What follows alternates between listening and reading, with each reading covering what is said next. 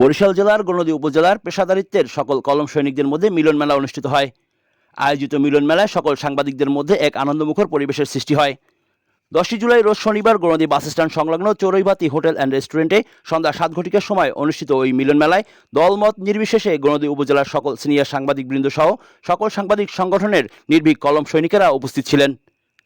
এ সময় নির্ভীক কলম সৈনিকেরা সিনিয়র সাংবাদিকবৃন্দের পেশাদারিত্ব বিষয়ক আলোচনায় উপস্থিত সকল সাংবাদিকবৃন্দ তাদের মনোবল ফিরে পায়। সিনিয়র ওই সাংবাদিকবৃন্দরা তাদের আলোচনায় সকল সাংবাদিকদের উদ্দেশ্যে বলেন, সাংবাদিক ভাইয়েরা তাদের পেশাদারিত্ব পালন করতে গিয়ে বিভিন্ন সময় মিথ্যে মামলা ও হামলার শিকার হয়। পরবর্তীকালীন সময়ে যদি আমাদের কোনো সহকর্মী সাংবাদিক ভাই তার পেশাদারিত্ব পালন করতে গিয়ে ভয়ভীতি, মারধর, হামলা ও মামলার শিকার হয়, তার তীব্র প্রতিবাদ সহ যথা উপযুক্ত জবাবদিহিতা নিশ্চিত করতে সকলকে একত্রিত হয়ে সহকর্মী সাংবাদিক ভাইয়ের পাশে শক্ত অবস্থান নিয়ে যে কোনো পরিস্থিতি মোকাবেলা করার জন্য বিশেষ আহ্বান জানায়। তাদের এই মনোভাবকে সাধুবাদ জানিয়ে উপস্থিত সকল সাংবাদিকবৃন্দ একাত্মতা ঘোষণা করেন।